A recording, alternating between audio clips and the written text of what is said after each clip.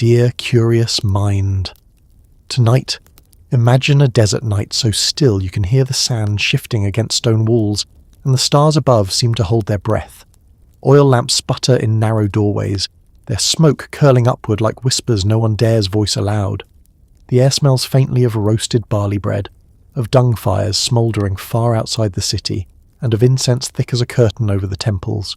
You walk slowly, each step softened by dust, and notice how everyone you pass moves with the same quiet vigilance, as if the air itself is listening, measuring every breath. In this world, the laws that govern life are not just written on clay tablets or murmured by kings. They are cosmic, eternal, and terrifyingly easy to break. You'd probably never make it through a single Persian night without offending some sacred rule, but don't worry, I'll guide you safely through. So, before we go any further, if this quiet company helps, you can gently tap like and subscribe, but only if it feels right to your heart. And hey, I'd love to know where you're listening from, maybe lying awake in New York, or drifting in a quiet room in London. Drop your time and place below, so none of us feel alone tonight. Now dim the lights, let your shoulders relax, and let's begin tonight's slow, strange journey. Together, here on Timeless Sleep. You find yourself in ancient Persia, under the rule of kings who claimed the mandate of Ahura Mazda, the great god of Zoroastrian belief. But here's the trick. While kings had armies, gold, and palaces, it wasn't actually them you feared the most. It was the priesthood, the magi, who decided whether you were clean or whether your soul had just broken the universe because you sneezed in the wrong place. That's the kind of power that makes a modern HOA look merciful. Zoroastrian purity laws weren't casual guidelines. They were cosmic contracts. Fire, water, earth, and air weren't just natural elements. They were sacred forces, alive and fragile, like divine roommates who refused to tolerate mess. You couldn't bury trash in the soil, couldn't spit in water, couldn't exhale smoke near a flame. Every gesture risked cosmic pollution. Imagine living in a world where dropping your sandwich into a river meant you'd literally offended a goddess. Suddenly that time you double-dipped the chip doesn't feel so scandalous. Take fire, for example. It wasn't just for cooking. It was the breath of the divine. And you, tiny mortal with questionable hygiene, had the ability to contaminate it. Blow on it. Forbidden. Burn a rag in it. Absolute blasphemy. Even a cough too close to the sacred flame could summon more priestly scolding than forgetting your anniversary. To keep the fires pure, priests fed them carefully selected wood, chanted prayers, and guarded them as if the fate of the world sat glowing on those logs, which to them it did. Meanwhile, you, just trying to warm, your toes, could earn accusations of sabotage. The ancient Persian equivalent of who microwaved fish in the office. Water, too, was divine. The goddess Apa flowed through rivers and springs, shimmering alive. Polluting her was a crime against creation. You couldn't dump a body in the water, you couldn't bathe if you were ritually unclean, and you absolutely couldn't relieve yourself near a riverbank. The penalty? Lashings, fines, or worse, divine wrath.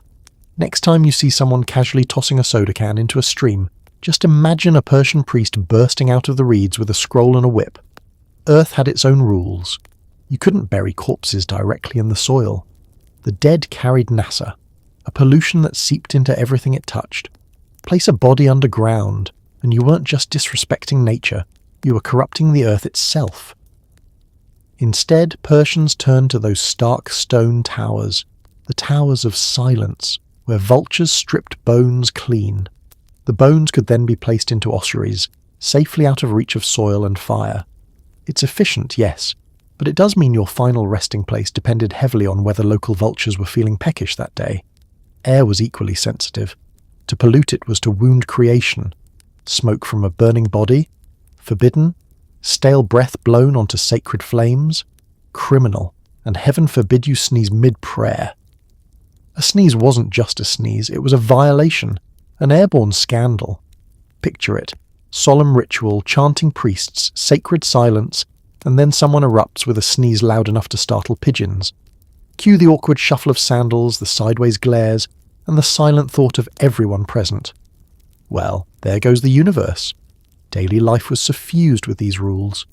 You woke in the morning knowing your hands, your breath, your clothing, all had to pass invisible purity tests. forget to wash after trimming nails, impurity, step on a stray dog's carcass by accident, impurity, touch a corpse without priestly permission. Congratulations, you just broke the world. Suddenly you'd need an elaborate cleansing ritual, chants, maybe a little holy urine, yes, we'll get to that, and a full day of anxiety. And the priests, oh, they knew how to keep order. They wrote down rules for everything. One section of the Vendidad, a Zoroastrian text, reads like the ultimate list of don'ts. Don't let a corpse near running water. Don't bury nails in the soil. Don't carry food with unwashed hands. The list goes on until you realize you've essentially been told not to exist. It's the ancient Persian version of reading Apple's terms and conditions. Dense, terrifying, and probably impossible to obey in full. Yet Persians didn't see these rules as oppressive. They saw them as protection. Every law kept the world in cosmic balance, pushing back against Angra Mainyu, the spirit of evil. Purity wasn't about hygiene. It was spiritual warfare. Washing your hands wasn't just keeping dirt off the bread. It was helping Ahura Mazda in his eternal fight against darkness. Suddenly, your nightly toothbrushing seems heroic by comparison. Let's be honest though, most of us would fail these laws instantly. Accidentally spit while talking, impurity, step barefoot into muddy water, impurity. Even modern sneeze etiquette, bless you, wouldn't cut it. In Persia, they might add, bless you, and here's 3 days of purification, a bucket of sacred cow urine, and a fine. Still, there was a strange comfort in all this rigidity. Every action, however small, had meaning. The world wasn't random, it was structured. Drop a crumb, break a twig, pour water wrong. It all echoed in the cosmic balance. You weren't just living your life, you were walking a tightrope stretched across eternity. And if that sounds exhausting, well, it was. But maybe it also gave life a weight and significance we can hardly imagine now. Even children grew up under these rules. A Persian child wasn't simply told, wash your hands. They were told, if you don't wash, you'll corrupt the sacred flame and doom creation. Nothing like a little cosmic guilt to make sure bedtime routines are followed. Imagine modern kids brushing their teeth while muttering prayers against universal collapse. You'd never miss a dental appointment again. Sometimes the rules turned oddly specific. For example, killing certain animals, like snakes or ants, was considered a holy duty. These creatures were thought to serve Angra Mainyu, so if you saw a scorpion scuttling across your floor, you weren't just protecting your toes, you were smiting cosmic evil. Pest control, ancient Persia edition. Honey, grab the sandal, we're defending creation again. And here's a quirky one. Some laws regulated how long a corpse could stay in a house. Too long, and the entire structure became ritually polluted. So not only did you lose Uncle Dariush, you also lost your living room. Talk about inconvenient inheritance. Here's his rug, his sandals, and oh yes, the legal obligation to move out immediately. The weight of these laws pressed on everyone. Farmer, merchant, soldier, noble. No one was exempt. Purity wasn't about wealth or class, it was about obedience. Even kings had to undergo cleansing rituals, their crowns gleaming while priests poured sacred liquids over them. Imagine the mightiest ruler on earth being told, yes, great king, but please wash your hands before touching the royal flame. And yet, despite the endless rules, Persians flourished. Their empire stretched across continents, their roads linked cities like veins, their culture dazzled visitors. Maybe those rules, strange and suffocating as they seem, gave Persians a sense of unity. Everyone lived under the same sky, the same stars, the same delicate balance between purity and chaos. So here you sit, under that starlit Persian sky, realizing how fragile daily life was, how much it depended on invisible laws that seemed to hover over every action. The fire flickers, the air stirs, and you wonder, could you keep all these rules, even for one night? Or would you sneeze, trip, drop a crumb, and earn yourself a scroll's worth of cosmic citations? Best not to think too hard. After all, the sand is cool beneath you, the lamps are flickering low, and tomorrow has even stranger rules waiting. The night has not ended yet. You step carefully across a courtyard where moonlight paints every stone in silver, and the scent of baked clay and sheep fat lingers faintly in the air. Somewhere nearby, a dog barks once, then falls silent, as if it too remembers that sound carries rules here. You've already felt how Persia bound fire, water, air and earth with chains of purity. But now your gaze drifts to something smaller, quieter, and oddly unsettling. The trimmings of your own body. Hair and nails, those simple leftovers that grow without permission, were treated as dangerous waste. So risky that whole rituals sprang up just to keep them from sabotaging the cosmos. Who knew your barber appointment could double as an act of spiritual terrorism? Imagine sitting down while someone clips your nails. Easy enough, right? Not here. The moment that sliver of keratin drops, it becomes radioactive in the eyes of Zoroastrian priests. Not literally glowing, but spiritually toxic. Left lying around, those scraps could defile earth, water, or fire, carrying a pollution called drudge. And drudge wasn't some mild nuisance. It was the creeping influence of evil, the kind of cosmic mold that could rot creation from the inside out. In modern terms, forget nuclear waste.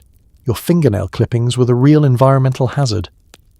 The rules dictated that hair and nails could never just be tossed aside. No sweeping them under a mat, no casual flicking into the garden.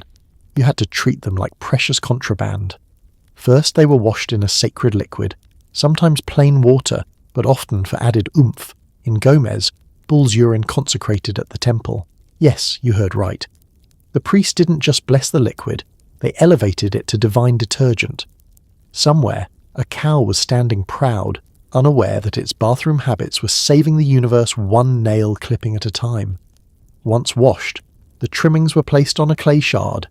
Careful, always a separate piece from household pottery, because no one wanted dinner served with a side of contaminated fingernail soup.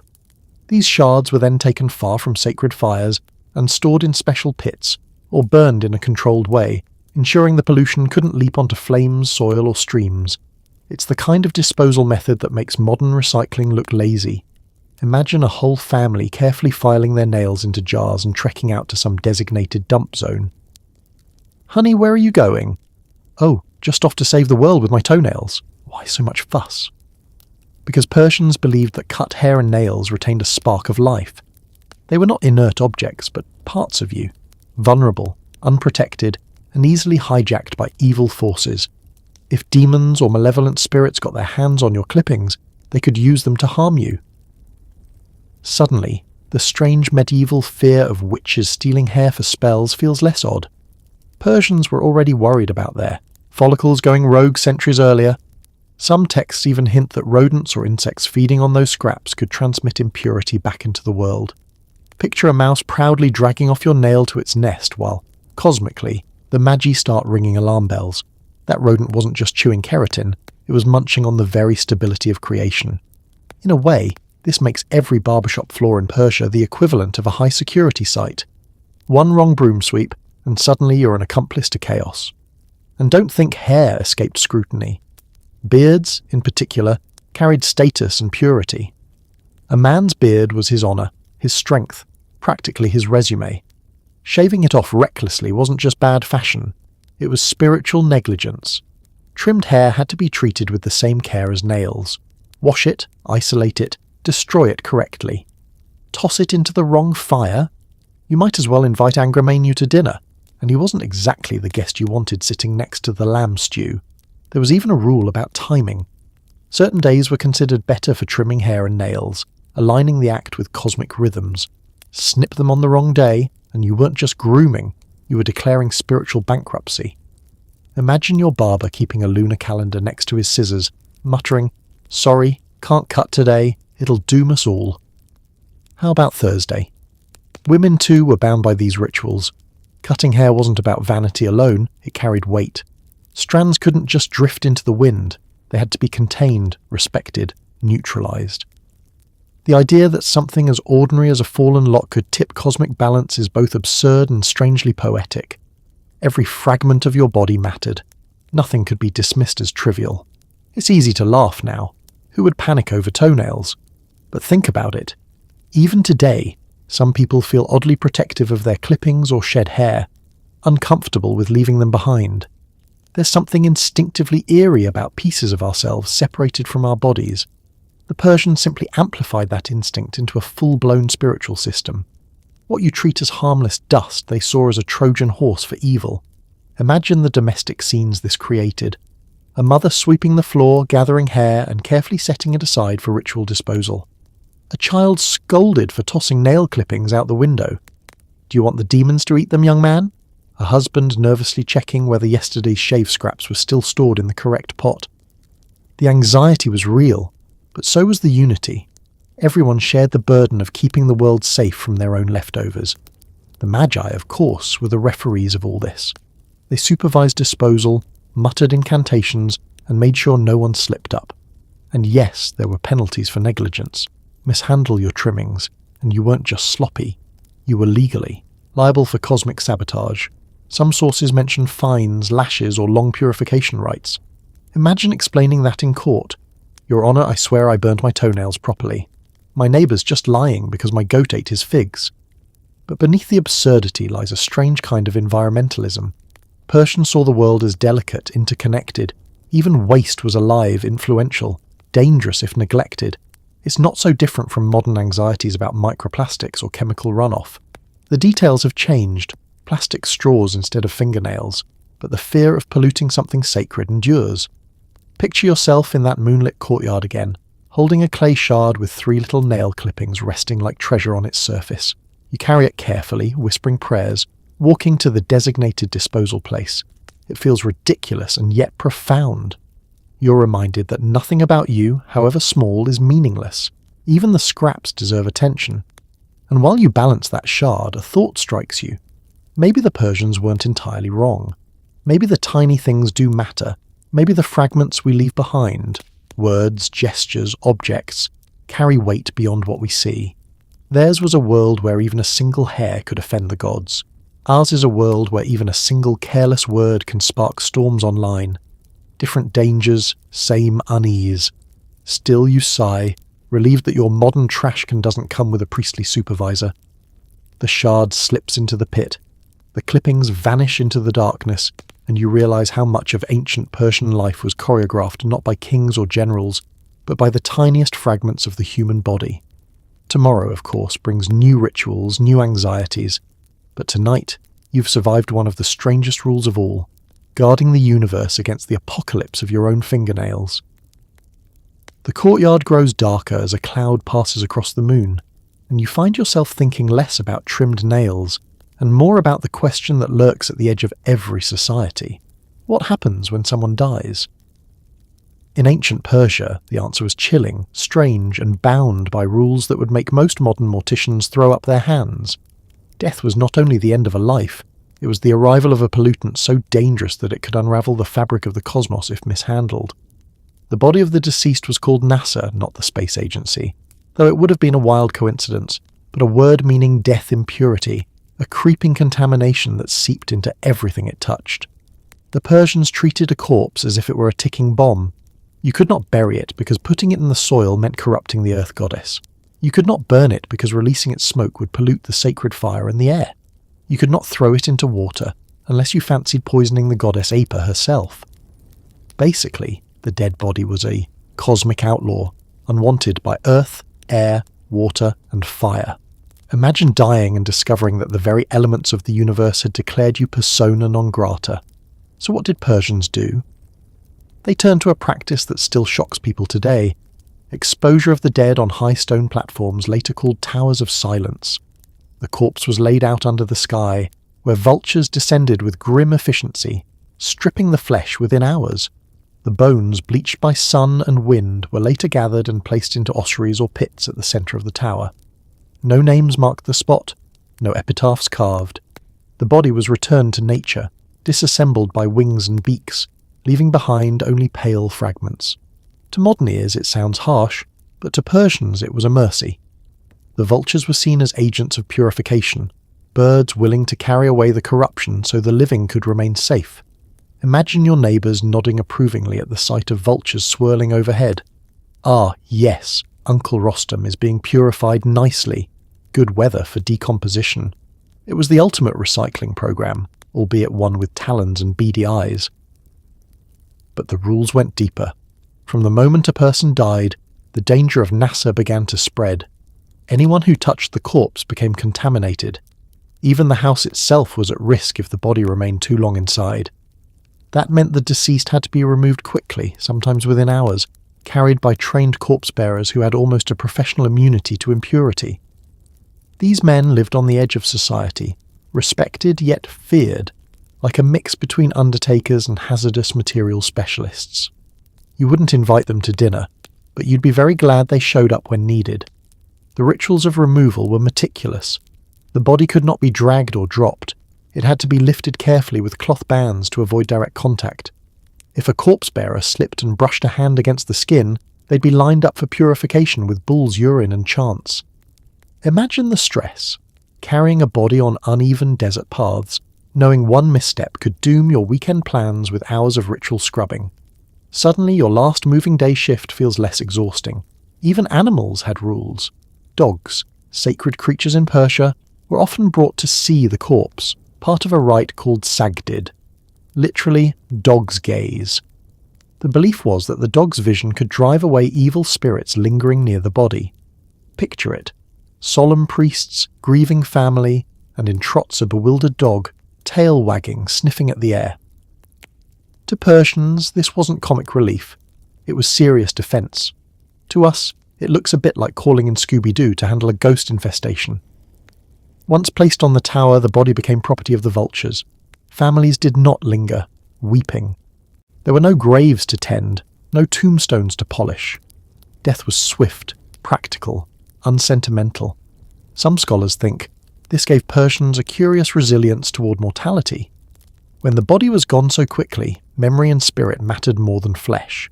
Still, one can imagine the odd awkwardness of explaining it to outsiders. Yes, those are our cemeteries. And yes, those birds are very well fed. The Magi oversaw the towers, ensuring purity was maintained. Fires were forbidden near the site, lest smoke mingle with NASA. Water sources were kept far away. Even tools used in handling corpses were purified or destroyed after use. The idea was simple: quarantine the pollution until nature itself erased it. It was ancient Persia's version of biohazard containment, though instead of plastic suits and bleach, you had robes, chants, and hungry vultures.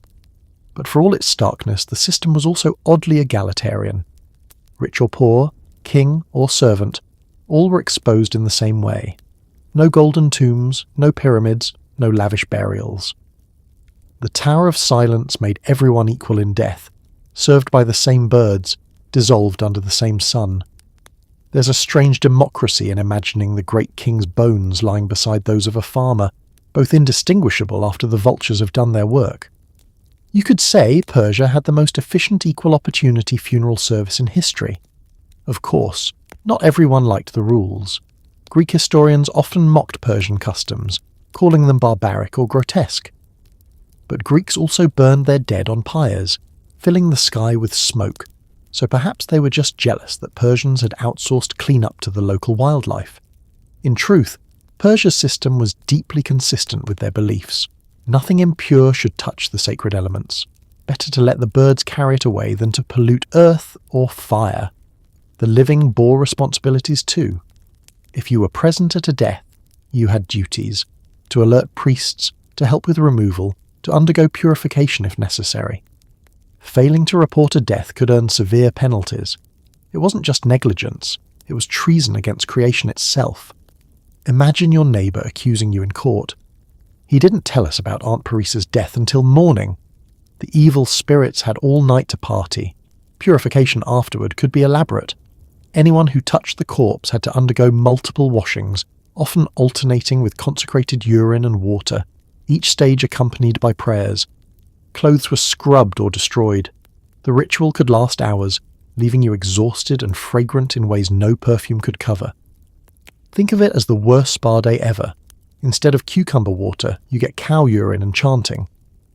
And yet, despite the grim rules, there was an undercurrent of practicality. In Persia's climate, bodies decomposed quickly. Exposure wasn't just spiritual, it was hygienic. The vultures cleared what otherwise might fester, and the sun sterilized what remained. For all its ritual language, the system may have saved lives by preventing disease. Not bad for a rulebook that treated sneezing as cosmic sabotage. What strikes you most, though, as you stand near the imagined tower in the dark is how calm it feels. The rules, strange as they seem, brought order to the chaos of death. Families knew what to do, priests knew what to chant, even the dogs had a role. Death, which unsettles so many societies, was given a place, a rhythm, a logic. The Persians turned grief into ritual, fear into structure, and bodies into bones bleaching quietly in the sun.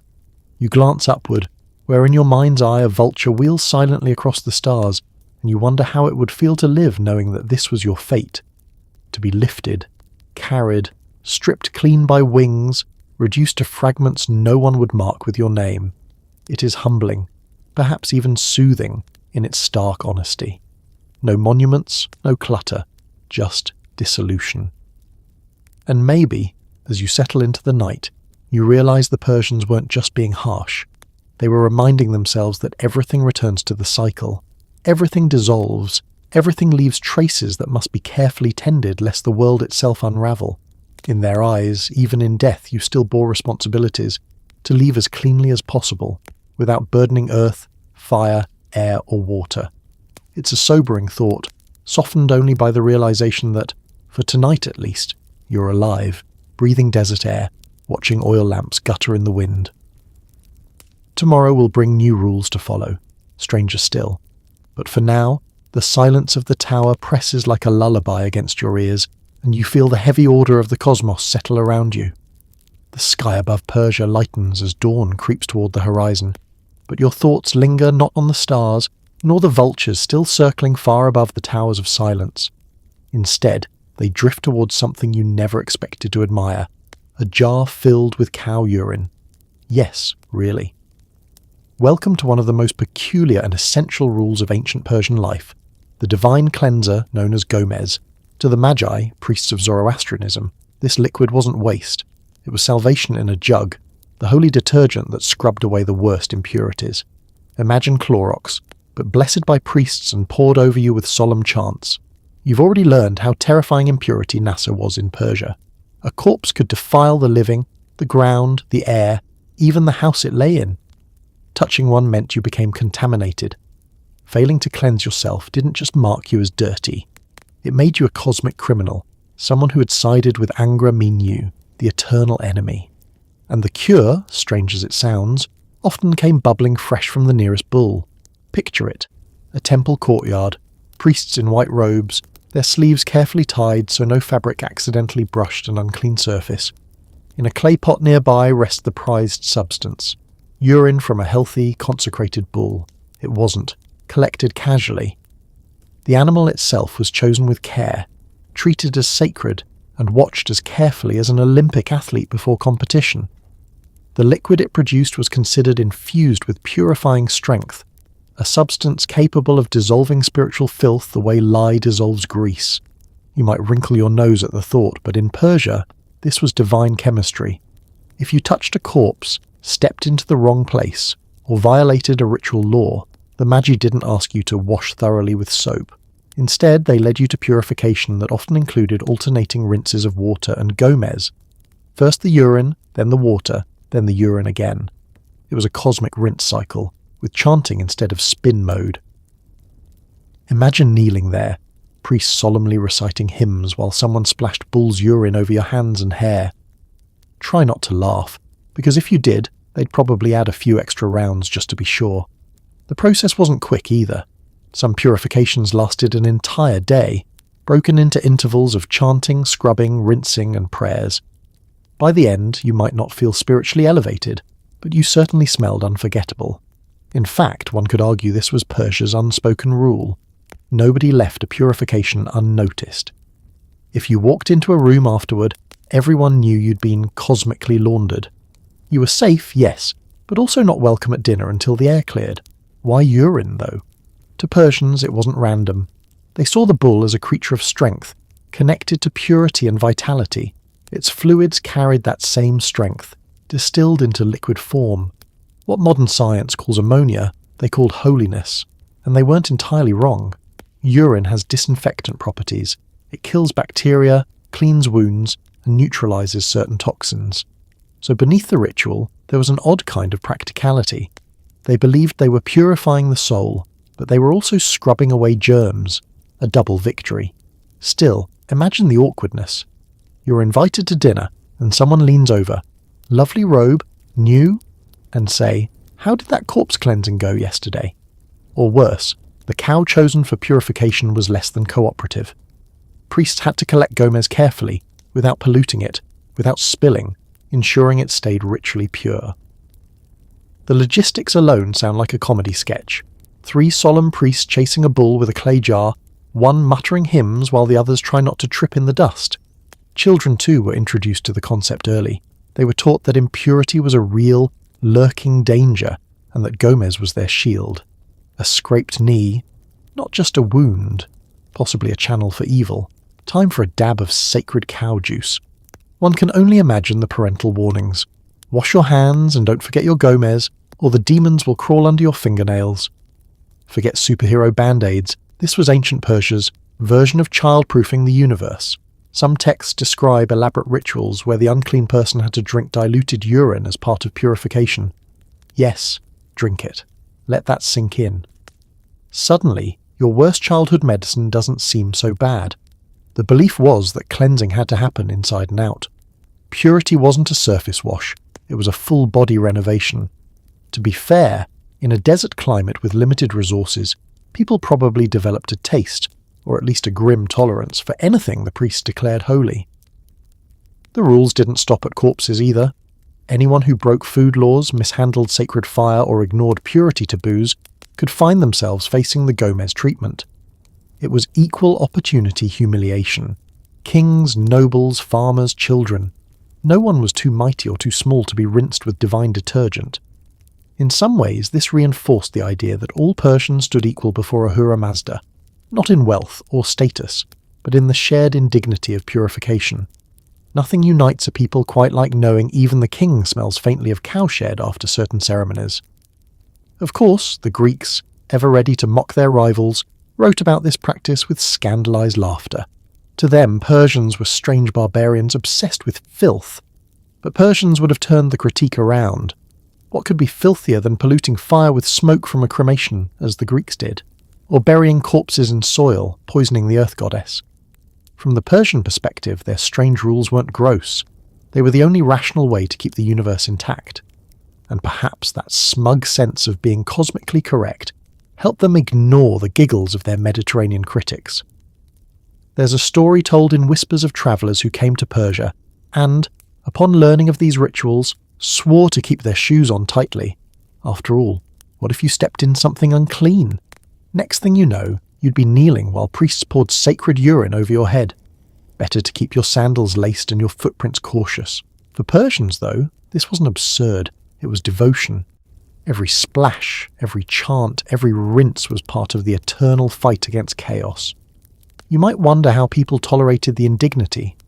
Yet think of how we, today, accept medical procedures that are equally undignified. Colonoscopies, for instance. Strange, uncomfortable, and profoundly unflattering. Yet no one questions their necessity. For Persians, Gomez was the colonoscopy of the soul. Unpleasant, yes, but undeniably important. And let's be honest, at least no one made you wear a hospital gown. The ritual also had its comic side. Imagine a solemn purification where someone sneezes mid-rinse, spraying water and holy liquid in all directions. Priests pause, sigh, and start again. Or the inevitable jokes between neighbours. I hear your brother's glowing with holiness these days. Must have had a double. Rinse humour, even then, was probably how people coped with rules that could otherwise weigh down daily life. And through it all, there was something profound. The Persians believed the world was a battlefield between purity and corruption, truth and lies. Every ritual, no matter how odd, was a weapon in that fight. To cleanse yourself with Gomez wasn't just about hygiene. It was about declaring, I stand with Ahura Mazda. I choose order over chaos. You weren't merely rinsed, you were re-enlisted in the cosmic war. Now as the dawn edges higher, you picture yourself in that temple courtyard, the clay jar gleaming in the weak light. Priests chanting as they prepare to rinse you with their sacred solution. You cringe, yes, but you also feel the weight of it. The sense that even humiliation has meaning, that every drop spilled is part of holding back darkness. And oddly, that thought soothes you. If the Persians could find cosmic dignity in something so absurd, maybe you can survive tomorrow's petty embarrassments too. The jar is sealed again, the priests disperse, and the bull wanders back to its pen, the unsung hero of cosmic hygiene. You exhale, relieved the ritual is over, for now. Yet the day ahead promises even stranger rules, for in Persia, even rivers could fall sick, and someone had to heal them. The day unfolds, and already the desert light feels harsher, pouring gold and heat over the stones. You leave behind the temple jars and their unforgettable contents, only to encounter another rule, this one flowing, shimmering, and alive. For Persians, water was not simply water. It was a goddess, Appa, a sacred being who sustained life and could also fall ill. Streams, wells, rivers, and springs were not mere resources to draw from. They were holy veins of the world, coursing with divine presence, and like any living creature, they had to be protected from impurity. You couldn't spit into a river, you couldn't dump food scraps, and heaven help you if you urinated near running water. Do so, and you weren't just rude, you were committing an act of cosmic vandalism. Picture it, a small village clustered near a mountain stream. The children splash, the women fill jars, the men lead cattle to drink. But woven into every action is vigilance. If even one person tosses bread crusts into the current, priests could declare the entire stream sick. Once sick, a river wasn't just unsafe, it was a cosmic emergency. Suddenly, what you thought was a picnic by the water becomes an outbreak, and your priest is basically the environmental health inspector with divine backing. The laws were exhaustive. Washing clothes in a river was forbidden unless you had performed proper rites first. Washing your body? Even stricter. You could not enter the stream if you carried impurity, especially nasa from contact with a corpse. Imagine the awkwardness. Sorry, sir, we saw you at the funeral yesterday, you're banned from the water until you've had your full Gomez rinse. Rules like these made sure water stayed untouched by death and decay. If a river did become polluted, say, an animal drowned upstream, the community had to call the magi for elaborate healing ceremonies. These rituals could last days. Priests built fires beside the water, chanting prayers as smoke rose skyward. Ashes were sprinkled into the stream. Bull's urine poured in measured amounts. Sacred twigs stirred the current. It was a full treatment plan, as if the goddess herself had fallen ill and needed careful nursing. The idea wasn't metaphorical. Persians really believed the river could become sick, weakened by contact with corruption. And just like caring for a feverish relative, the community was obligated to restore her health. Imagine the spectacle. Villagers gathered on the banks, whispering anxiously, while priests waved bundles of twigs, sprinkled ashes, and solemnly splashed liquids into the current. Children probably watched wide-eyed, half believing the river would start coughing or groaning like a patient in bed. And if you dared giggle, you'd risk being accused of disrespecting Appa herself. Not the wisest move when the goddess also happened to control the water you drank daily. Punishments for polluting water were severe. One law prescribed lashes for those who relieved themselves in streams or wells, a punishment as painful as it was humiliating. Another imposed heavy fines payable in silver or livestock. In a desert land where every drop mattered, the rules made practical sense. Polluted water could spread disease, poison fields, or kill cattle. But the Persians went further. They said such acts didn't just harm humans, they injured the divine fabric of the cosmos. In other words, toss a bone into a stream, and you weren't just littering, you were committing treason against existence. And it wasn't only rivers, wells and springs too were sacred. Covering a well improperly, letting dust or dirt fall inside, was taboo. Wells were kept clean with ritual as much as with labour. If a stray animal fell in, the well might be declared permanently impure, sealed off forever. Imagine the despair of a village losing its only water source because of one unlucky goat. In modern times, that would be called infrastructure collapse. In Persia, it was cosmic contamination. Some texts describe rivers as having personalities, moods even. A flowing, clear river was healthy, a stagnant, muddy stream was ailing. People believed their behaviour could encourage or discourage Appa's favour. If they treated water with respect, she flowed strong. If they polluted or neglected her, she weakened. It's a perspective that feels oddly modern, almost ecological. Today, we speak of rivers dying from pollution. Persian said the same, only with more chanting and fewer environmental agencies. There was also the rule of access. Not everyone could just stroll to a sacred stream and splash around. Women in certain conditions, during menstruation or childbirth, were forbidden from approaching water sources until ritually purified. Corpses, obviously, were barred, as were those who had handled them. Even tools used for burial had to be kept away from streams. The water goddess wasn't picky about who she banned, she simply refused to be sullied by reminders of decay. And here's where things get almost comedic. Suppose you're leading your cow to drink and it, well, does what cows do into the river. Suddenly, you're guilty of cosmic pollution. You're hauled before priests, fined, perhaps whipped, while villagers glare at you as if you personally drowned the sun. Your cow, blissfully chewing grass, remains the silent accomplice, and you're left explaining, "I swear, it was an accident." Not the most convincing legal defense. To outsiders, especially Greeks and Romans, this all seemed absurd. Herodotus and others scoffed at the Persians for their superstitions. But think of the practical side again. Rivers and wells were lifelines in an arid land. By surrounding them with fear and ritual, Persians ensured no one took liberties. Pollution was rare, accidents were treated seriously, and water sources lasted longer. It was religion wrapped around survival, sacredness acting as security. Some ceremonies went even further.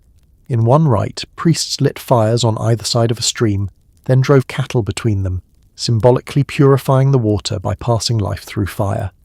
The ashes too were collected and sprinkled like medicine. To us, it reads as mystical theatre. To Persians, it was maintenance, spiritual plumbing, if you will. The river's clogged. Quick, fetch the ashes. There's a certain comfort in imagining how these rituals unfolded. Everyone had a role. The priest chanted, the villagers carried wood, the children fetched water jars. Even the animals played parts, sometimes unwillingly. Each ritual bound the community tighter, reminding them that they shared not only the stream but also the responsibility for keeping it pure. To violate those rules wasn't just selfish, it was betraying your neighbours.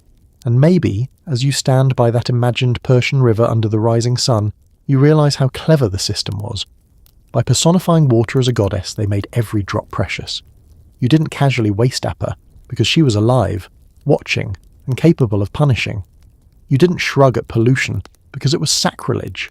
In a land where thirst could kill, this worldview probably saved more lives than it burdened. The sound of the current becomes hypnotic, soft and endless. You picture villagers bowing their heads, whispering prayers to Appa as they filled their jars. You picture priests sprinkling ashes like medicine, coaxing the goddess back to health. And you picture the terror of being accused of polluting her, knowing your punishment wasn't just physical but eternal. It's strange, isn't it? That something so ordinary to you, water from a tap gushing endlessly, was once divine, fragile, treated like royalty. Perhaps that's why, even now, a glass of water on a hot day feels like a blessing. Somewhere deep in memory, humanity still remembers Appa, the goddess flowing through rivers, and still feels the need to treat her with reverence. You turn away from the stream, the desert air warming around you. The rules of Persia swirl in your head. Don't pollute, don't offend, don't neglect. Tomorrow will bring new rituals, new anxieties, but for now, you've glimpsed how Persians saw water, not as resource, but as sacred companion. And maybe, as you close your eyes, you hear her still, whispering through the stones, promising life as long as you keep her pure. The desert morning burns brighter now, and the smell of smoke threads through the air, not from cooking fires, but from something holier. You follow the scent and find yourself at the threshold of a fire temple. White-robed priests glide past you, their sandals silent, their faces half hidden behind cloth veils that flutter with each breath. The veils aren't for fashion, they're barriers, shields against the worst possible sin, polluting the sacred flame with human breath. In ancient Persia, smoke and fire were alive, divine, and terrifyingly easy to offend. One stray sneeze, one puff of air, one bit of food ash drifting into the wrong blaze, and suddenly you're not just clumsy. You've become a cosmic criminal. Step inside. The temple glows with a light that feels both fierce and gentle, a steady flame set in a metal urn, its flicker guarded like the Empire's heartbeat. No one dares breathe directly toward it. Priests cover their mouths, servants keep their distance, and even you find yourself holding back a cough, suddenly terrified you'll be remembered forever as the one who sneezed on Ahura Mazda's flame. That's not a nickname you'd want etched into history. The rules here were strict, almost suffocating. Fire was more than heat or light. It was the breath of creation, the living presence of truth, Asher, battling lies, Druj. To let fire be polluted by smoke from a corpse, by cooking fat, or by careless human exhalation was to side with the forces of darkness. Imagine the modern panic when someone drops a phone into the toilet, multiplied by eternity. That's how Persians treated even a spark falling the wrong way. Cooking itself had rules. You couldn't throw just anything into a flame. Certain materials, especially dead matter, were forbidden. Burning trash, for example, wasn't just lazy housekeeping. It was sacrilege. Instead, waste had to be buried or left for scavengers. Only clean, dry wood belonged in fire, chosen with care and cut ritually. If you've ever complained about sorting recycling, imagine priests hovering over your stove, wagging fingers. That twig is ritually unfit. Start again. Priests called Athravans dedicated their lives to maintaining the flames. They fed the fires 5 times a day, reciting prayers with every offering of wood. The flames had to be bright, steady, never smoky. Smoke was impurity. It meant something had gone wrong. And if you think your job is repetitive, imagine spending decades of your life making sure logs burned evenly. Somewhere, an ancient Persian teenager probably whined, "Dad, I don't want to be a priest. I want to join the cavalry," only to hear, "Son, the fire needs you more." Visitors had their own rules. Entering a fire temple wasn't casual. You had to bathe, don clean clothes, wash your hands, and sometimes undergo purification rituals first. Step in unprepared, and you'd be barred at the door, or worse, fined. And if you did make it inside, you were watched carefully. One wrong move, accidentally dropping a crumb into the flame, brushing ash onto your sleeve, and you'd face scolding that made detention hall look merciful. Even everyday fires carried weight. Hearth fires in homes were considered semi-sacred. Women tending them had to be vigilant. Letting a hearth fire die out was more than inconvenience. It was shameful neglect, sometimes punishable by law. Imagine your neighbour whispering, "Did you hear?" Their hearth went out. They're probably in league with Angramenu in Persia. Running out of matches wasn't just unlucky, it was suspicious. And don't even think about blowing on a flame. To Persians, that was the height of disrespect. Fire was too sacred for your mortal gusts. If you needed to make it burn brighter, you used a bellows or waved wood. If you blew, you risked a whipping, or at least a reputation for cosmic stupidity. Picture a house guest leaning over a candle and puffing, only for everyone in the room to gasp as though he'd insulted the king's mother. Sneeze etiquette was another nightmare. If you sneezed near a fire, you had to turn away instantly, covering your face. Failing to do so wasn't just a faux pas, it was defilement. Some texts even prescribe purification for sneezers. So yes, one unlucky tickle in your nose, and suddenly you're outside with a priest dabbing you in bull's urine. Next time you gripe about allergy season, be thankful you weren't born in Persia. Priests went further. They forbade cremation. Burning bodies was unthinkable. Corpses were nasa, pollution incarnate, and to expose fire to that was like feeding it poison. Instead, as you've already seen, Persians left bodies to vultures. It wasn't only practical, it was devotion to fire's sanctity. Better your flesh be stripped by beaks than your ashes pollute the sacred flame. If you ever doubted how much they revered fire, remember this. They'd rather have their dead eaten than burned. The fire temples themselves became symbols of Persian identity. Travellers described them as glowing sanctuaries, the flames visible through vents in the roof, shining like beacons in the night. Guards stood watch, ensuring no one brought unclean items inside. Think of it as the world's strictest open flame policy. No food, no corpses, no pollution, only purity. At royal courts too, fire was present. Kings dined with flames burning beside them, symbolising divine presence at their banquets. But even here, rules reigned supreme. Servants carried food carefully so no grease splattered into the sacred fire. If wine spilled into it, the offender might face punishment severe enough to ruin their evening. Imagine explaining at work, Yes, I was whipped because I sneezed into the king's candle. Good luck getting sympathy. There's something oddly relatable in all this. We still treat fire with ritual seriousness. Birthday candles, eternal flames at memorials, Olympic torches. These are our versions of Persian reverence. We don't chant over them daily, but we sense they carry weight beyond utility. Fire is memory, symbol, presence. The Persians simply made that reverence the backbone of daily life. And of course, humour crept in. You can imagine villagers whispering, "Did you hear? His robe caught fire during prayers. Must be a sign," or children daring each other to blow at a flame when no one was looking. Persia's version of sticking a fork into a socket. Rules this strict always invite rebellion, even if it's just a boy puffing at a candle and giggling before running off. But beneath the comedy was fear, and beneath fear, devotion. The Persians believed fire was truth made visible. To pollute it was to ally with lies, with Angra-Mainyu, the cosmic enemy. So every flame, whether temple blaze or hearth spark, became a battlefield. You didn't just warm yourself, you joined a war. Every log placed carefully, every breath withheld, every sneeze stifled, was a soldier's act of loyalty. Now, as you stand in that imagined temple, watching priests tend the glowing heart of Persia, you feel the weight of silence. No one coughs, no one laughs. Only the flame speaks, its flicker steady, its warmth both gentle and commanding. You understand for a moment why they guarded it so fiercely. It wasn't only fire, it was faith, order, eternity. To them this flame mattered more than gold or armies. It was the centre that held the empire together. The priests stir the logs one last time, their veils fluttering. Smoke curls upward, clean and thin, disappearing into the morning sky. Outside, the world bustles with markets, animals, and gossip. But here, in the hush of the fire temple, the rules are everything. You turn away slowly, grateful you didn't sneeze, and step back into the blazing sunlight, knowing that beyond these walls, even meals carry laws stranger still. By now, the sun has climbed so high it burns against the pale sky, and your stomach begins to grumble. You think food will finally offer relief, a break from the suffocating rules of fire, water, and death. But no, here in Persia, even meals carried laws that could make a modern dinner guest lose their appetite before the first bite.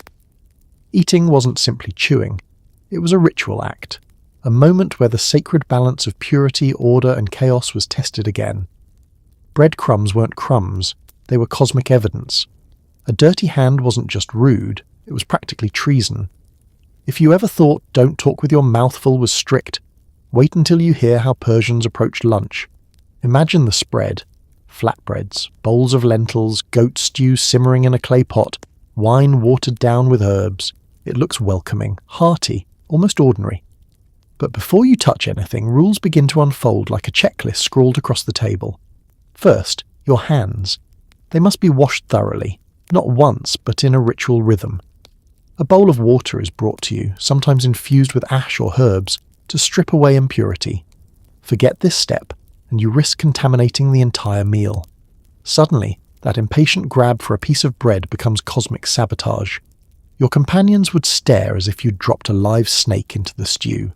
Food itself carried restrictions. Zoroastrian texts carefully divided animals into categories of pure and impure. Eating certain beasts like dogs or reptiles was unthinkable, an insult to creation. Others, like beef or lamb, were acceptable if slaughtered correctly. But slaughter itself required precision. The animal's throat cut with a prayer, the body drained swiftly so no impurity lingered. Imagine your butcher doubling as a priest, muttering incantations while sharpening his blade. If he slipped up, the meat was not only unappetizing, it was cosmically illegal. Then came the seating order. At noble tables, places were assigned with meticulous care. Elders sat closest to the fire, guests of honour beside them, and lesser folk further down.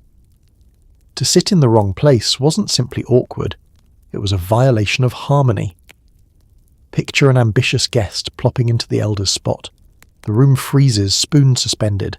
In that silence, you'd pray to vanish into the floor before someone called the priests. The Magi had plenty to say about crumbs, too. Bread was sacred, a gift of creation, and letting pieces fall to the ground was dangerous. If a crumb did fall, it had to be picked up immediately, brushed clean, and eaten or disposed of ritually. Leaving it for ants, that was inviting evil. Imagine children being scolded. "Pick that up now, or Angramenu himself will lick it off the floor." Persians turned table manners into cosmic defense strategies. Wine was another matter altogether. At Persian banquets, wine flowed freely, but drinking had rules. You didn't gulp it like a barbarian. It had to be mixed with water, measured carefully, and consumed in rhythm with the feast. Too much, and you lost dignity. Too little, and you risked insulting your host. Some kings even turned drinking into games, forcing courtiers to match him cup for cup. Decline, and you'd be shamed. Overindulge, and you'd wake with more than a hangover. You'd wake with fines or penalties. Persia basically invented the drinking game, except losing could mean lashes rather than laughter. Conversation during meals was regulated too. You couldn't speak of death or impurity at the table. No stories about corpses, no gossip about sickness. To bring impurity into mealtime talk was almost as bad as spilling food. So if Uncle Darius started rambling about a neighbour's botched burial, someone would immediately shush him. "Not here. Do you want the stew to sour?" They genuinely believed words themselves carried weight that could taint food. Imagine modern dinners with those rules. No politics, no illness, no complaints. Just careful small talk and second helpings. Honestly, it doesn't sound half bad. Even the tools of eating mattered. Metal knives, wooden spoons, clay bowls, each had to be ritually clean. If a dish had touched a corpse, or if a vessel had been polluted by impure liquids, it couldn't be used. Sometimes whole sets of dishes were destroyed rather than risk contamination. Imagine smashing your favourite mug just because your cousin sneezed near it after a funeral. That's devotion, at a level IKEA never planned for. The household hearth was part of it too. Cooking fire couldn't be contaminated with impure substances. Drop meat that wasn't ritually prepared into the pot, and the whole meal became defiled. Families had to guard ingredients, prepare them in order, and sometimes invite priests to bless important feasts. It made meal prep an almost spiritual marathon. Forget your grocery list. Persians had to remember cosmic law at every step. And let's not forget leftovers. You couldn't just toss them casually outside. Food was sacred, tied to creation, and wasting it improperly risked angering the gods. Leftovers were shared with dogs or burned ritually. Dogs, again, were sacred companions, protectors against evil. So if you scraped your plate into a bowl for the village hounds, you weren't spoiling them, you were feeding guardians of the cosmic balance. Somewhere, Persian dogs wagged their tails smugly, knowing they had divine job security. To outsiders, all this looked excessive. Herodotus, ever the gossipy Greek, wrote that Persians were obsessed with order at the table, unable to eat without ceremony. But perhaps the Persians would have looked at a Greek feast, burning fatty meat, tossing scraps onto the floor, drunken brawling, and shaken their heads. To them, eating wasn't chaos, it was gratitude, ritual, a reaffirmation that even the act of chewing could honour creation. Picture a royal banquet. Long carpets spread across the hall, golden goblets gleaming in the torchlight. Musicians pluck strings softly as courtiers take their places. Servants bring platters of roasted lamb, bowls of honeyed dates, pitchers of watered wine. But no one touches a bite until priests pronounce the blessing. Then, carefully, the feast begins. Measured sips, careful bites, each action steeped in etiquette. And somewhere down the line, a young courtier drops a crumb. The hall freezes, his cheeks burn, he scrambles to snatch it up, mutters a prayer, and everyone exhales as if the universe has been spared collapse. That was Persian dining. Suspenseful, ceremonial, yet oddly soothing once you learned the steps. Even common households mimicked these rules. A farmer's family might sit on mats around a clay hearth, bread and goat cheese before them. The children washed their hands, the mother brushed stray crumbs into a bowl, the father offered the first piece to the sacred fire. It was simpler, but the same rhythm pulsed through it. No meal was casual. Every bite reinforced the order of the world. And yes, there were jokes. Imagine the family teasing the one who always spilled, "Careful, or you'll poison the bread again." Or neighbours gossiping, "I hear their hearth fire went out last week," probably because their son licked his fingers before washing. Rules this heavy inevitably sparked laughter, the kind of humour born from living under constant scrutiny. You either joked, or you choked on anxiety. But behind the humour was something powerful, a worldview where nothing was meaningless. Eating wasn't survival, it was participation in the cosmic struggle. Every clean hand, every careful crumb, every measured sip of wine declared allegiance to Asher, the truth of Ahura Mazda. Meals weren't private indulgence, they were miniature rituals binding families, villages, and empires together. Now the sun climbs higher, and you imagine yourself at that Persian table, bread warm in your hand, stew fragrant with herbs. You lift the food carefully, conscious of eyes watching, rules hovering. You chew slowly, aware that even swallowing is a sacred act. And as the hall buzzes with soft talk, with laughter held just beneath the surface, you realize how even a meal could be transformed into something weighty, strange, and eternal. Your stomach is satisfied, but your mind spins with the knowledge that in Persia, nothing was ordinary, not even lunch. Tomorrow, the rules will turn toward families, marriages, contracts stranger than the food laws. But tonight, you've survived the feast, crumb intact, wine measured, lips clean. For now, at least, you've eaten like a Persian, and the universe has remained miraculously unbroken. The banquet hall empties slowly, leaving only the echo of sandals against stone floors and the faint smell of roasted lamb clinging to the air. You think perhaps now you can breathe freely, that surely no new rules remain to trip over. But Persia had rules for everything, and when the plates were cleared, another domain of law crept forward. Family. Not the soft, sentimental image of kinship you might picture, but a network bound by contracts, cousin matches, and obligations so rigid they could suffocate a marriage before it began. In Persia, marriage wasn't only about affection, it was a battlefield of purity, property, and cosmic duty. Imagine you're a young Persian, nervous as you stand before your parents. You dream of marrying the girl with laughing eyes you met at the well, but your father shakes his head. Your cousin is better, he says, matter of fact. Cousin marriage wasn't frowned upon, it was actively encouraged. Why? Because keeping property, purity, and loyalty within the family meant less chance of impurity sneaking in from outside. To Persians, a cousin wasn't too close. They were safe, familiar, tested by the same purity codes. If you think family reunions today are awkward, picture them as speed dating events sanctioned by priests. Marriage contracts sealed these unions with meticulous detail.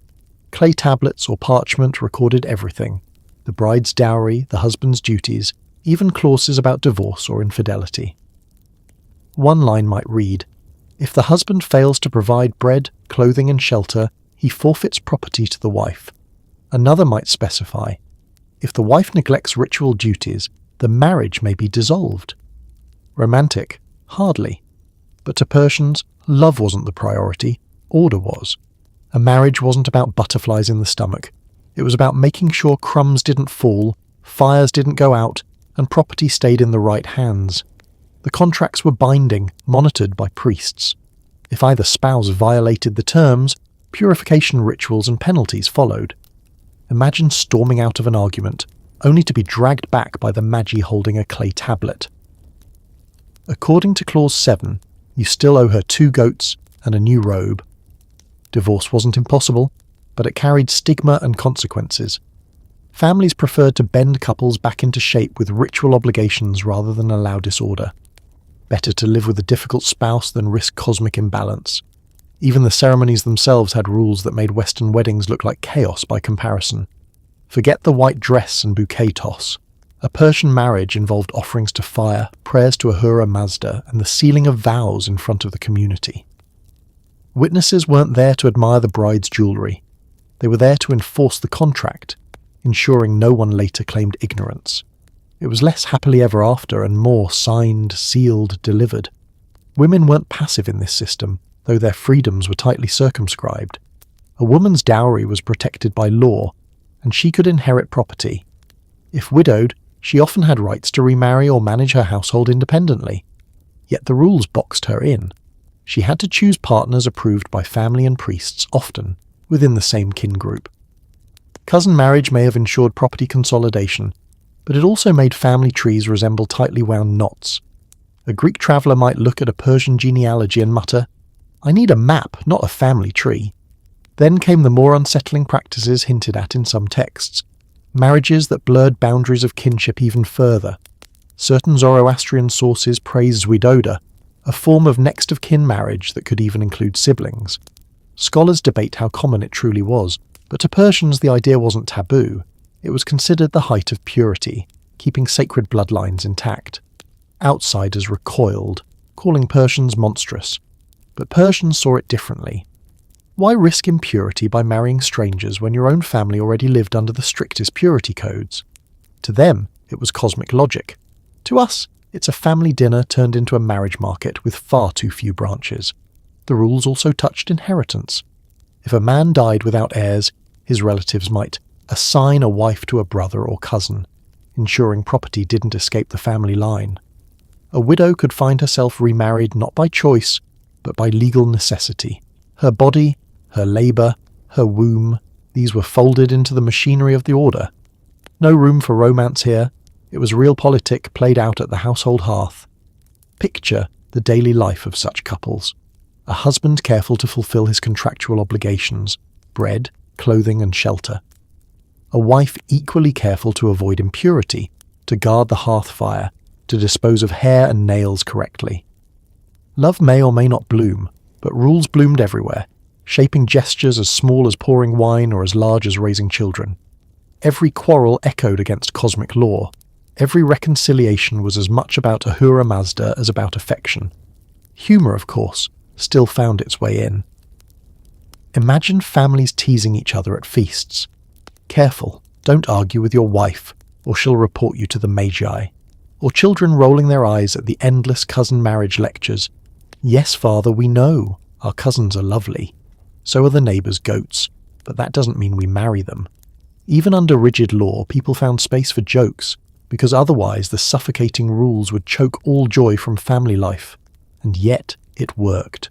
Families stayed bound together, property circulated within kin groups, and loyalty tightened like woven threads.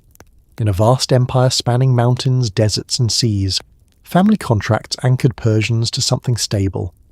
The king might rule from Persepolis, but the real glue of society was cousin marriage inked on clay tablets in dusty villages. Still, imagine how claustrophobic it felt. Your future determined not by your heart, but by kinship charts. Your wedding day less about joy and more about obligations. Your household governed not just by affection, but by priests and scrolls. Love songs may have existed, whispered in courtyards, but louder still were the voices of families reminding you, your marriage isn't just yours, it's Persia's. The hall is empty now, but you picture it filled again. Bride and groom seated stiffly, priests chanting, guests murmuring approval. A clay tablet lies on the table, freshly inscribed. Outside, cousins whisper, calculating their own futures. And you, watching, realize how different life was here. A world where even love was regulated, even intimacy contracted, even family turned into cosmic duty. And yet, beneath the strangeness, you feel the pull of familiarity. Our world too binds families with laws, contracts, obligations, marriage licenses, prenuptial agreements, inheritance battles. They're echoes of Persia's clay tablets. The difference is only in degree. Their rules were cosmic, ours bureaucratic. Both remind us that love has never been free from paperwork. The night cools again as you step outside. The stars return, sharp as silver, and you think of all the Persians who lived their lives inside those family knots, their loves and quarrels woven into a tapestry of rules. Tomorrow, your path will carry you further, to the king's own banquets, where rules reached heights of theatre and absurdity. But for tonight, you let the air settle, and marvel at how even a kiss in Persia had to pass through the filter of law. The stars glimmer over Persepolis, and the glow of torches lines the royal avenue. You've stepped from the quiet rules of family into a world dripping with pomp, where kings dined not only to fill their stomachs, but to choreograph spectacles of order. Here, meals weren't private rituals, they were public theatre, governed by rules so exact you could measure them in finger widths. Persian royal banquets dazzled visitors, and yet beneath the golden wine, every sip, every seat, every gesture carried the weight of law. If you thought your cousin's wedding seating chart was tense, wait until you see how a Persian king organised dinner. First came the seating, nobles, generals, ambassadors, all arranged according to rank and favour. The closer you sat to the king, the greater your prestige. Farther down the table, your importance dwindled. It wasn't random, and it wasn't negotiable. An ambassador from a small province might find himself sitting so far away he had to squint to see the king's crown glimmering in torchlight. Worse still, if he tried to sneak closer, guards would haul him back. Imagine trying that at Thanksgiving. "Uncle, you're not allowed near the turkey." Back to the kids' table. Servants enforced the seating rules with hawk-like eyes. Cushions were arranged, carpets spread, goblets laid exactly. Each person's plate was portioned according to rank. The king's dishes overflowed with delicacies: roasted pheasants, honeyed fruit, rare fish from distant seas. Further down, the food grew plainer: bread, stews, goat meat. If you were a minor noble, you might grumble into your lentils while watching the king gnaw lamb shank dripping with fat. Complaining, however, was dangerous. Not because anyone cared about your stew, but because dissatisfaction could be read as disloyalty. Imagine a royal guard looming as you mutter, "Could use more salt," and suddenly you're explaining yourself to the Magi. Then came the wine games. Drinking wasn't optional, it was ritual. The king often decided how much each guest had to drink. He'd raise his goblet and everyone followed. To refuse was insult. To falter was disgrace. One Greek guest once noted that Persians prided themselves on making decisions both sober and drunk, as if to prove they were equally wise under wine. Picture a council meeting today where every motion had to be voted on twice, once with water, once after 3 glasses of Merlot, equal parts policy and comedy. The drinking was measured by servants who refilled goblets endlessly. If the king wanted you tipsy, you'd be tipsy. If he wanted you sober, your cup stayed suspiciously empty. It was less hospitality and more psychological control. You never quite knew whether you were being honoured or tested. And sometimes the king deliberately drank heavily to show his tolerance, daring others to keep up.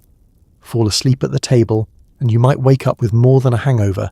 You might wake up fined, mocked, or worse.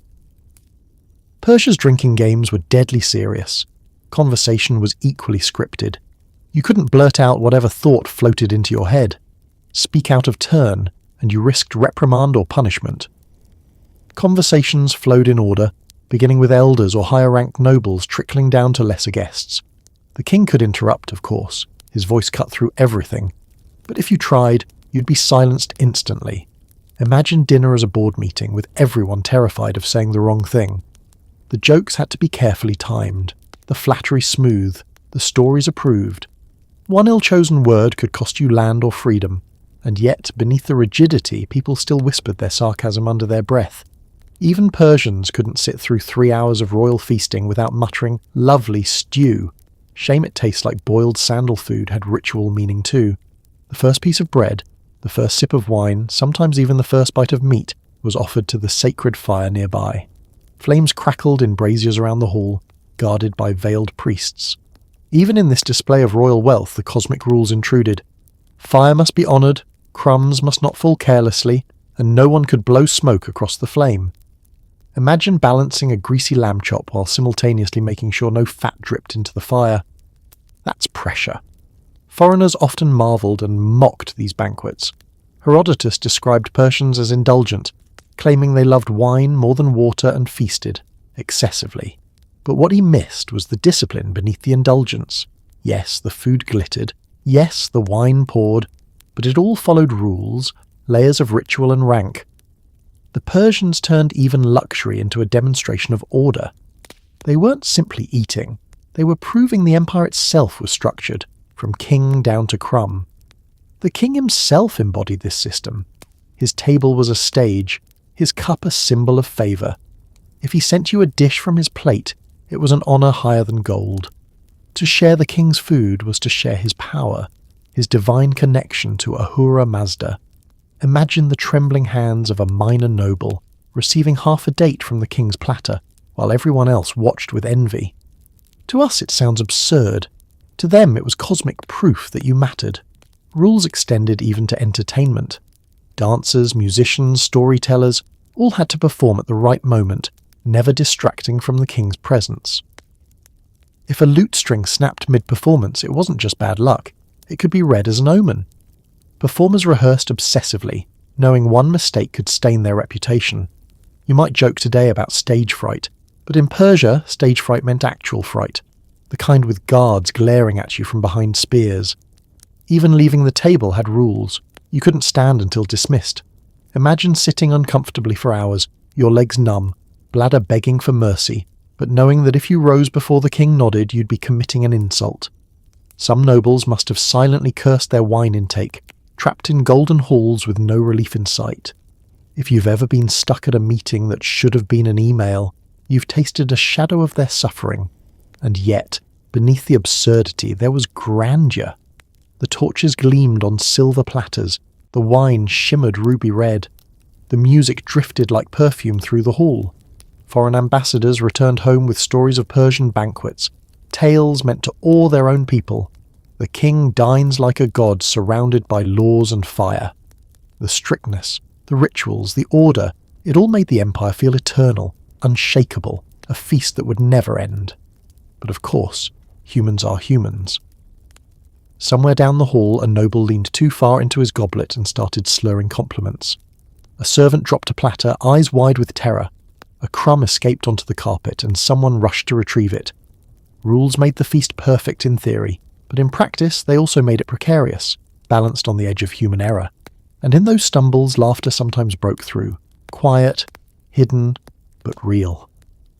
You can almost hear it, carried softly beneath the chanting and the music, the reminder that even under mountains of law, Persians were still people, muddling through their dinners with as much grace as possible. You step back into the torchlit night, belly full, mind buzzing with rules. You've seen how Persians turned meals into contracts, how kings turned feasts into theatres of law. Tomorrow you'll trace the rules stitched into clothing itself, when even the colour of your robe could decide whether you were honoured or doomed. But tonight, you walk away from the royal hall with one lesson burning like the fire braziers in your mind. In Persia, even dinner was a battlefield of order and chaos. The torches of the royal hall fade behind you, but their glow lingers in your thoughts. You've seen how Persians bound meals in ritual, how crumbs and goblets became matters of law. But now, your eye catches something new, the fabric of Persia itself. Robes, belts, shoes and colours weren't just fashion. They were codes, laws woven in wool and dyed into silk. Clothing in Persia wasn't about expressing personality. It was about declaring status, purity and loyalty. Put on the wrong shade, tie the wrong knot or wear the wrong shoe, and you might discover your wardrobe had just committed treason. Imagine standing in a Persian marketplace. Bolts of cloth hang from stalls gleaming with dyes, indigo, crimson, saffron yellow. The merchants boast of silks from India, wool from local flocks, and cotton carried across deserts. Shoppers sift through fabrics, but they do so with care.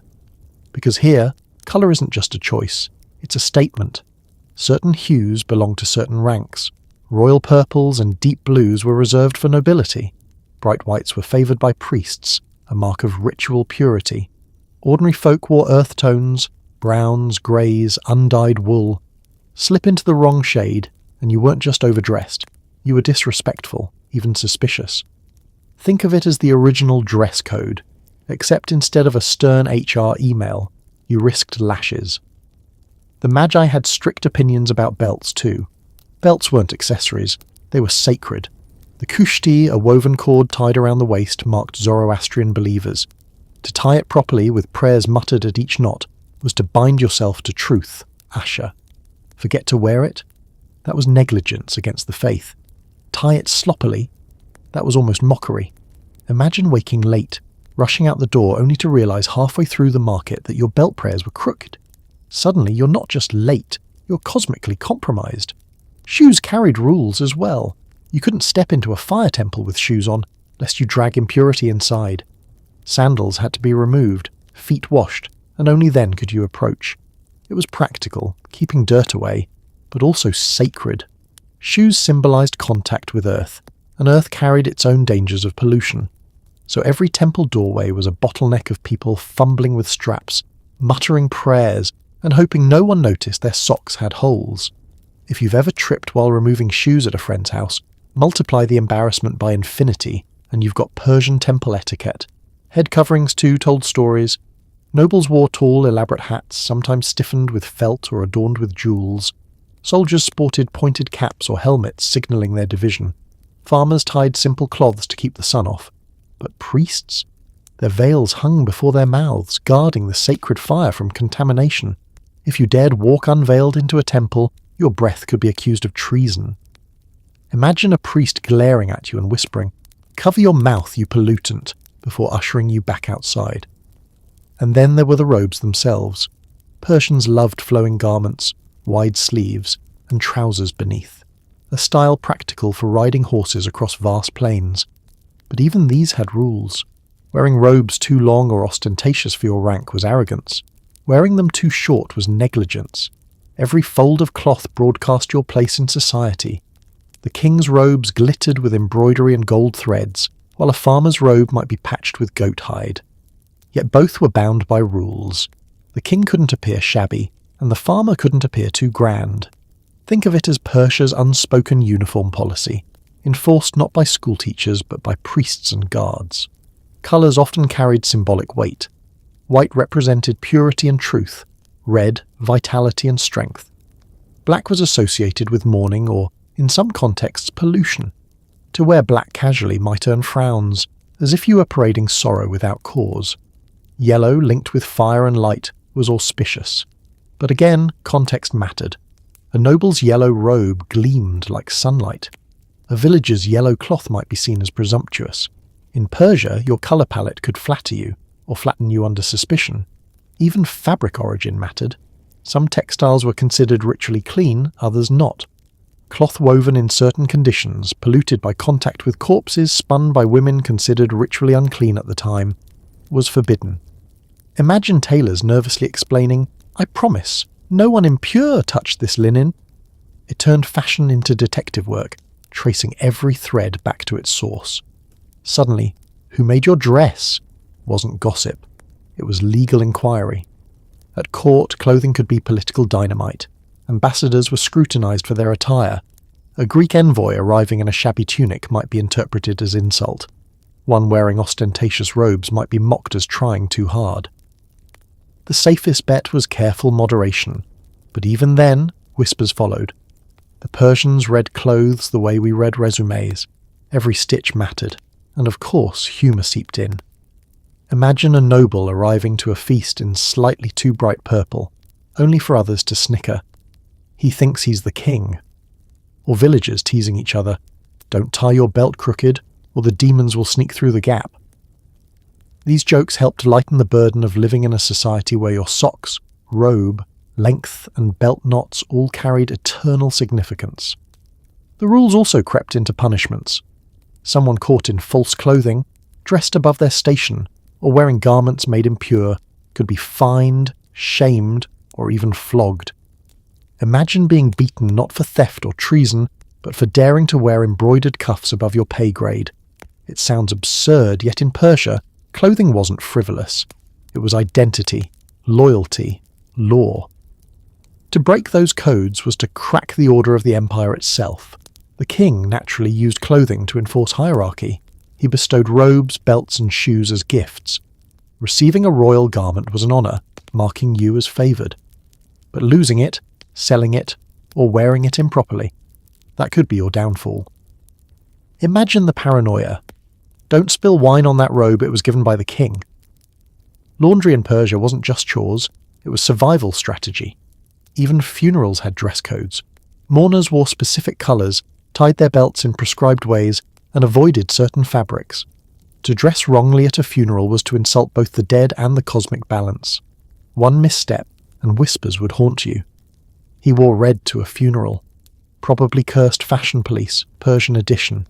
And yet, beneath the rigidity there was beauty. Persian art depicts robes flowing like rivers, colours glowing in sunlight, belts gleaming. To walk through a Persian city was to see a living tapestry, every thread placed according to rule, every shade declaring status and purity. It must have been breathtaking, even if suffocating. Now, standing in that imagined marketplace again, you picture yourself hesitating before a bolt of cloth. Your hand hovers over bright red, but the merchant shakes his head. "Not for you," he whispers. That shade belongs to warriors. You retreat, chastened, and choose plain brown instead. As you walk away, you feel the weight of Persia's truth. Here, even your wardrobe served the cosmic order. The sun lowers, shadows stretching across stalls.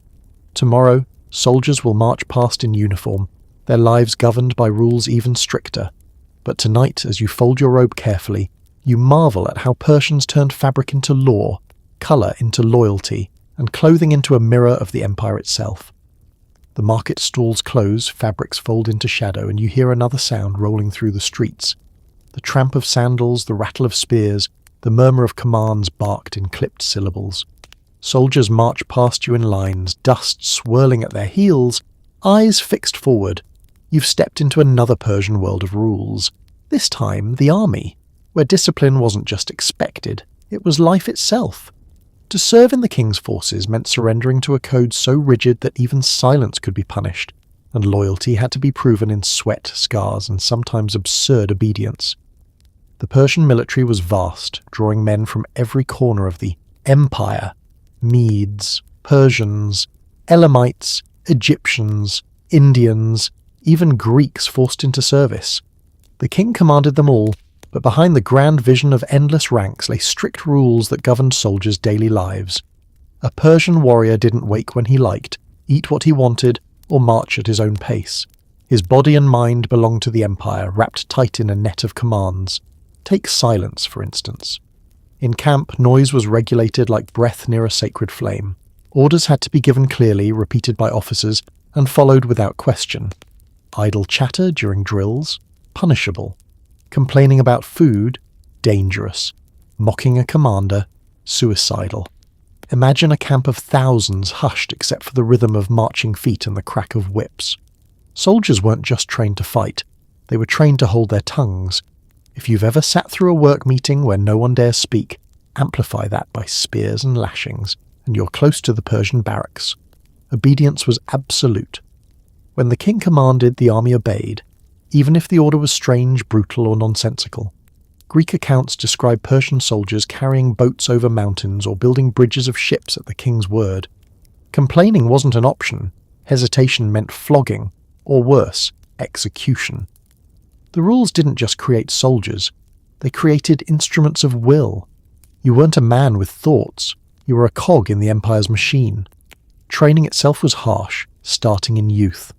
Boys were taught 3 things, Herodotus claims: to ride, to shoot the bow, and to speak the truth. Sounds simple, but beneath it was endless drilling. Archers had to hit targets at distances that would shame modern rangers. Riders practiced until they could shoot while galloping, reins dangling.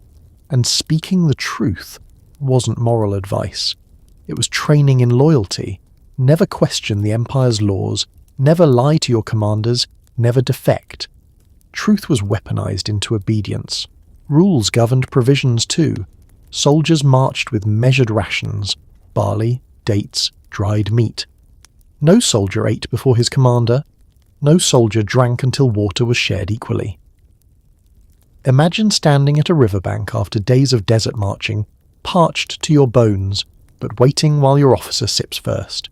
Break rank to gulp early, and you risk lashes across your back. Thirst wasn't just personal, it was political, proof of your loyalty. Punishments were legendary. Disobey an order, and you could be whipped, mutilated, or executed. Whole units could be decimated for cowardice. Literally 1 in 10 killed as an example to the rest. Imagine lining up with your comrades, drawing lots, and realizing fate had picked you to die for everyone's mistake. To Persians, this wasn't cruelty. It was order. The army had to embody Asher, truth and law, against Druj, chaos and lies. And if you had to bleed for balance, so be it. Yet rewards were equally codified. Fight bravely, and the king showered you with gifts: robes, gold, land. Rules ensured recognition wasn't random. Soldiers who distinguished themselves could rise quickly, sometimes from obscurity to nobility.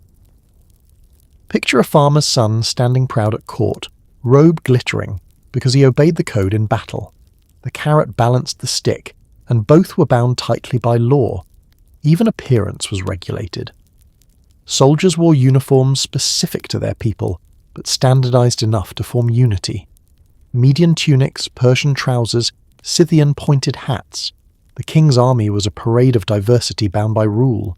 Weapons were issued and inspected, armor checked, horses groomed with precision. To show up with dull arrows or unpolished gear was disgraceful. In some units, it meant punishment. In others, it meant expulsion. The Persian army was a rainbow of cultures, but every hue had to march in harmony. At the heart of it all were the immortals, the king's elite force of 10,000. Their rules were even stricter. Their number could never drop below 10,000. If one man died, another immediately replaced him. It created the illusion of immortality, endless ranks that never dwindled. Their weapons gleamed, their clothes glittered with gold, their discipline never cracked. To join them was to enter a brotherhood bound by rules so suffocating that individuality vanished. You weren't yourself. You were one of 10,000, eternal by decree. Imagine the pressure. Even your death was instantly erased, your replacement sliding into line before your body cooled. Marching itself had rules. Steps had to be in rhythm, lines straight, weapons angled correctly. Drums and horns set the pace, and woe to the man who stumbled. A trip could earn laughter in modern armies. In Persia, it could earn punishment. Marching wasn't just moving, it was ritual, a demonstration of order rolling across the earth. The sound of sandals wasn't just noise, it was music, proof that Persia's laws marched with you. And then there were spies, the king's eyes and ears who roamed the camps listening for disobedience. Speak carelessly around a fire and a spy might be listening. Mock a commander, and your words could end at the king's feet. Soldiers learned to hold their tongues not only out of fear but out of habit. Trust was rationed like food, even friendship carried risk. Imagine whispering a joke in your tent, only to find your tent mate reporting it by morning. The Persian army wasn't just disciplined, it was paranoid, stitched together with rules and watchful eyes. Yet camaraderie still bloomed. Soldiers teased each other during long marches, sharing bread and wine, joking about the harshness of commanders. At least the vultures eat well when we drill, one might mutter, earning weary laughter. Rules might bind their tongues around officers, but among themselves, humour kept them sane. Without it, the weight of discipline would crush even the strongest. In battle, the rules became survival. Units had to hold formation, shields locked, arrows loosed in rhythm. Cowards were punished, but so were reckless heroes. A man who charged too far ahead endangered the formation, risking impurity of chaos. Victory wasn't about individual glory. It was about the unit as a living machine, flawless and obedient. That was Persia's military secret. Discipline as law, turning thousands of men into a single body. Outsiders often misread this.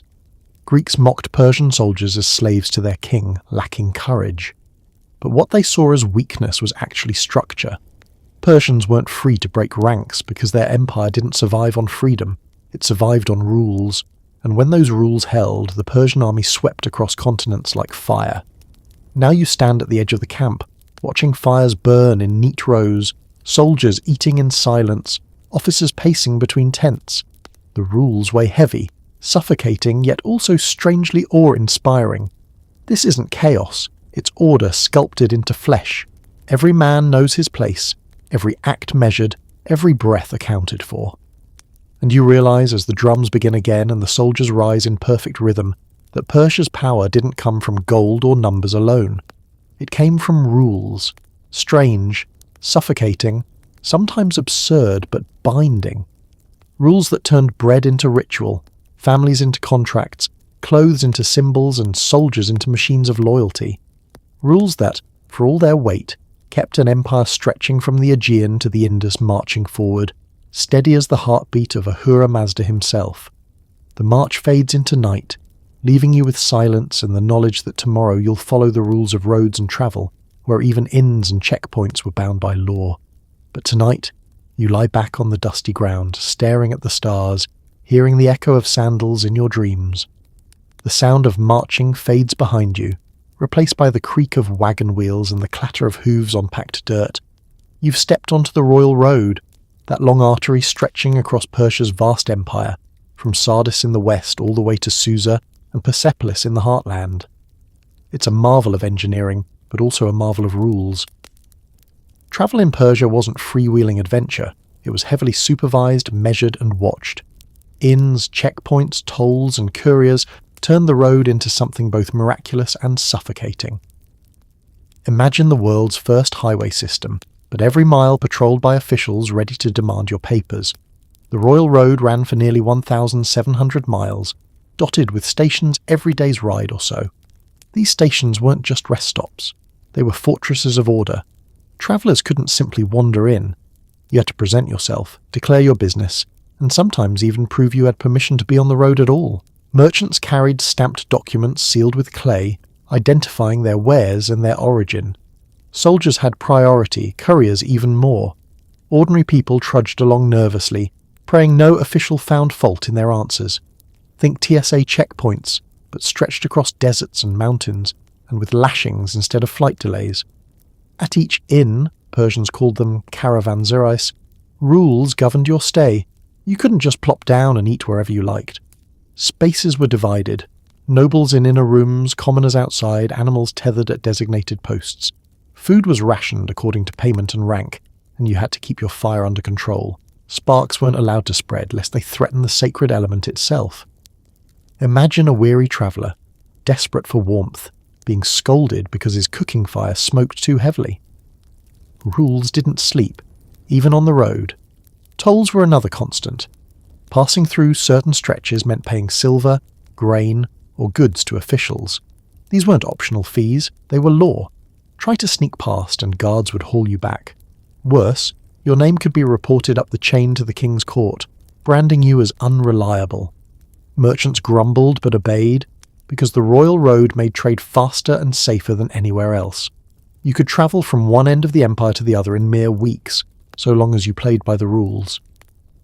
The king's couriers, however, lived by the strictest laws of all. They were the empire's veins, carrying messages on horseback across impossible distances. Neither snow, nor rain, nor heat, nor gloom of night, later echoed by another postal service, was true of them first. They rode at full speed from station to station, swapping horses, resting only long enough to gulp water before galloping again. Delay was unforgivable. If a courier lingered, drank too much wine, or dawdled, punishment could be severe.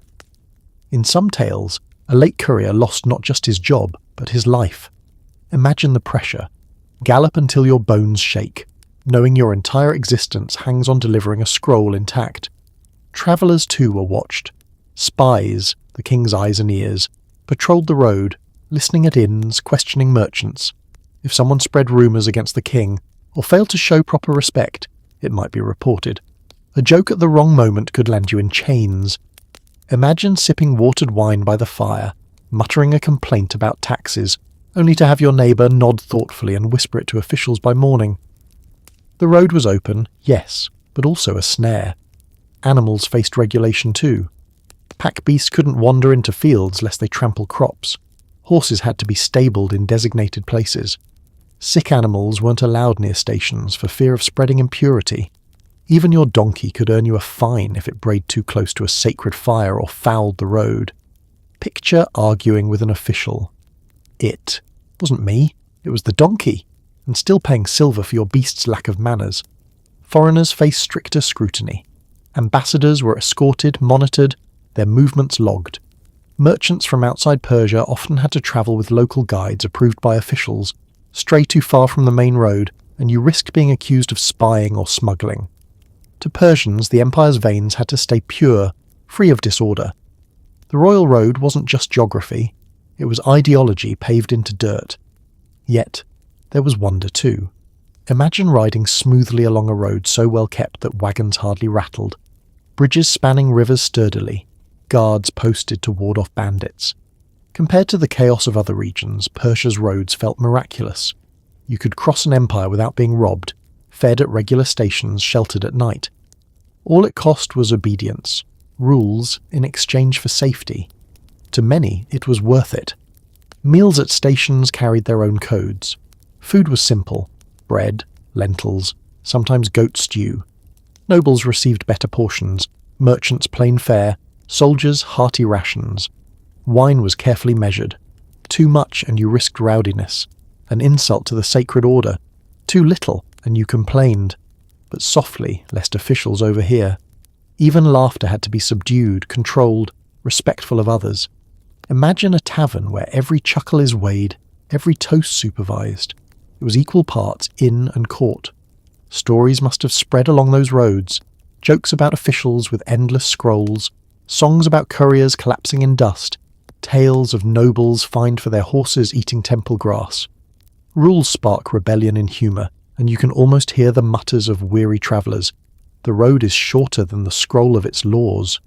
A line whispered at a fire, laughter shared quickly, then silence, just in case a spy was listening. Punishments loomed at every checkpoint. A merchant caught smuggling could lose his goods. A traveller lacking proper documents could be beaten or expelled from the road. Officials sometimes seized animals, declaring them impure, leaving owners stranded. The fear was constant. Every station a judgment, every guardhouse a court. Yet despite the weight, the roads thrived. Merchants poured through, soldiers marched, couriers flew. The Empire's rules didn't choke the roads, they made them live. And yet the rules shaped human behaviour in odd ways. Some travellers wore plain robes to avoid suspicion, hiding wealth under humble clothing. Others carried bribes tucked into belts, ready to grease official palms. People adapted, twisted, bent the laws while pretending obedience. The road was orderly on the surface, chaotic underneath, a mirror of empire itself. Imagine lying at a roadside inn, the straw mat scratchy under you, the sounds of hooves outside, the murmur of officials checking scrolls in the next room. You feel both safe and trapped, grateful for protection, yet weary of scrutiny. That was Persia's paradox. Security bought with law, freedom sacrificed for order. As the night deepens, you picture the road stretching endlessly into darkness, each station a pool of firelight, each traveller bound by rules older than themselves. Tomorrow you'll follow the laws of taxation, where even coins carried cosmic weight. But tonight, the road hums beneath you, a reminder that in Persia, even travel was scripted. Each step measured, each mile recorded, each journey bound to the king's will. The royal road fades behind you, its checkpoints and watchful officials giving way to the quiet hum of markets and the clink of scales. You've wandered into another web of rules, this one woven not from marching feet or sacred flames, but from silver, grain, and livestock. In Persia, taxation wasn't simply civic duty, it was ritual, a binding obligation that tied farmers and nobles alike to the cosmic balance. Paying taxes wasn't just about funding armies or paving roads, it was framed as an offering to uphold Asher, the truth of Ahura Mazda, against the creeping lies of Druj. If you've ever groaned at filling out paperwork in April, imagine instead being told your tax return determined the fate of the universe. Suddenly, the IRS feels gentle. Herodotus, with his usual flair for gossip, recorded the staggering tribute system under Darius the Great. Provinces were assigned precise amounts. India owed gold dust, Egypt linen and grain, Babylon silver talents. Every corner of the empire contributed something, and all of it flowed like tributaries into the king's coffers. But behind these figures lay daily rituals of collection. Farmers weighed their harvest, scribes recorded amounts on clay tablets, and overseers ensured no grain was withheld. To dodge taxes was not merely cheating the king, it was polluting the sacred balance. Imagine trying to hide a bag of wheat under your bed, only to have priests declare your entire household ritually suspect. Coins themselves became instruments of law. Darius minted the famous daric, a gold coin stamped with the image of the king as an archer. These coins weren't just currency, they were political and spiritual symbols. Holding one in your hand meant holding the king's image, his authority, his connection to the divine. To deface a coin wasn't vandalism, it was blasphemy. Imagine doodling a moustache on a dollar bill and finding yourself hauled before priests for cosmic treason. The daric shimmered with more than gold. It shimmered with obligation. Even bartering carried restrictions. In local markets, farmers exchanged grain, sheep, or cloth, but officials hovered nearby, ensuring the king's share was accounted for. Every 10th measure of barley, every 10th lamb, every 10th jug of wine might be claimed as tax. It was orderly, yes, but also suffocating. Picture yourself counting apples at a stall, only to have a scribe lean over your shoulder, pluck one from the pile and mutter, "That one belongs to the king." Punishments for tax evasion were severe.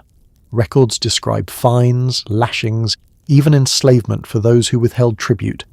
A village that resisted could be declared polluted, its people dispersed, its fields seized. To Persians, cheating taxes wasn't merely selfish, it was aligning yourself with chaos. If Angramenu whispered lies, tax evaders were his loyal followers. One can almost hear the priest thunder, "To withhold tribute is to feed the enemy." Suddenly your unpaid balance feels less like negligence and more like heresy. But taxes weren't only financial. Labour itself was a form of tribute. Villages provided workers for royal building projects, roads, palaces, irrigation canals. These weren't volunteers, they were obligated. A farmer might spend weeks hauling stone for Persepolis instead of tending his fields, because the king's vision outweighed personal harvest. Imagine being told, "Forget your crops, build this palace wall or risk cosmic punishment." A labour draft disguised as spiritual duty. Animals too bore the burden. Provinces sent horses, camels, oxen, even dogs as tribute. A noble might grumble while watching his finest stallion led away to serve the royal cavalry. Yet to protest was folly. The animal belonged to the empire, its strength folded into cosmic order. Some even believed such tribute animals carried blessings, transformed from property into sacred offerings once absorbed into the king's service. Imagine trying to comfort yourself as your prize ox is marched off. At least he's holy now. The act of paying itself was ritualized. Farmers brought grain to granaries under priestly supervision. Coins clinked into sealed jars.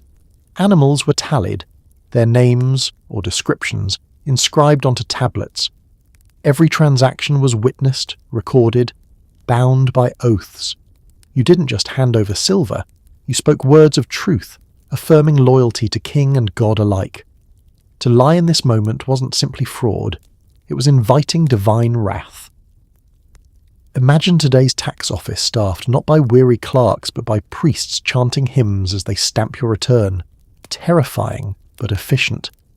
At higher levels, satraps, the provincial governors, collected tribute from whole regions. Their palaces became miniature treasuries stacked with grain, silver, gold, and exotic goods. But satraps themselves lived under rules. They had to account for every measure sent to the capital, every coin stamped with their seal. Failure meant suspicion of treason. Many a satrap learned that living surrounded by treasure was more curse than blessing. Imagine sitting on piles of silver while sweating through sleepless nights, wondering if the king's auditors would accuse you of skimming. In Persia, even governors trembled before the balance sheets. And yet taxes also bound the empire together. The Indians' gold dust glittered beside Babylonian, silver, Egyptian linen, and Median horses. The system turned diversity into unity, transforming far-flung peoples into threads woven into the same tapestry. To Persians, this wasn't exploitation, it was order, proof that every province, every village, every farmer played a role in maintaining creation. Your sack of barley wasn't trivial, it was part of the war against chaos. Of course, people found ways to grumble. Around fires at night, farmers whispered jokes. "The king eats so much, no wonder we must send him our goats." Or, "Perhaps Angramenu himself collects taxes since he takes everything we love." Humour became rebellion in miniature, relief from the weight of rules. But the laughter was always soft, wary, because spies might lurk. Defy the tax system openly, and your laughter could cost you more than goats. One peculiar law even linked taxes to purity. If a household had failed to perform proper rituals, allowing their hearth fire to die, neglecting to wash after trimming nails, they could be deemed ineligible to pay taxes until purified. At first, this sounds merciful, but it wasn't. It meant punishment twice over. First, shame for impurity, and second, extra tribute demanded later. Imagine being fined for being too dirty to be fleeced on time. That's Persia's genius, finding ways to make impurity profitable. Taxation also shaped social hierarchy. Nobles paid in grand gifts, horses, gold, artisans. Farmers and villagers paid in sweat and barley. Priests, they often enjoyed exemptions, their service to the sacred fire considered tax enough. Picture villagers glaring as priests waltzed past, robes gleaming while they lugged grain sacks to storehouses. And yet no one dared complain openly, because to question priests was to question purity itself. In some cases, taxes were paid in kind with oddities: pearls from the sea, cedarwood from Lebanon, ivory from India. The empire became a collector's cabinet stocked not only with wealth, but with marvels. Imagine wandering Persepolis and seeing heaps of treasure labelled by province: Egypt, linen, India, gold dust, Bactria, camels. Taxes turned the king's court into a museum of obedience. But the weight of these rules bore down on ordinary people most of all. Imagine the farmer watching scribes measure his grain, sighing as they scoop the best into royal bins. He knows his children will eat less, his fields suffer. But he also knows the rules are immovable. To resist is chaos, and chaos is worse than hunger.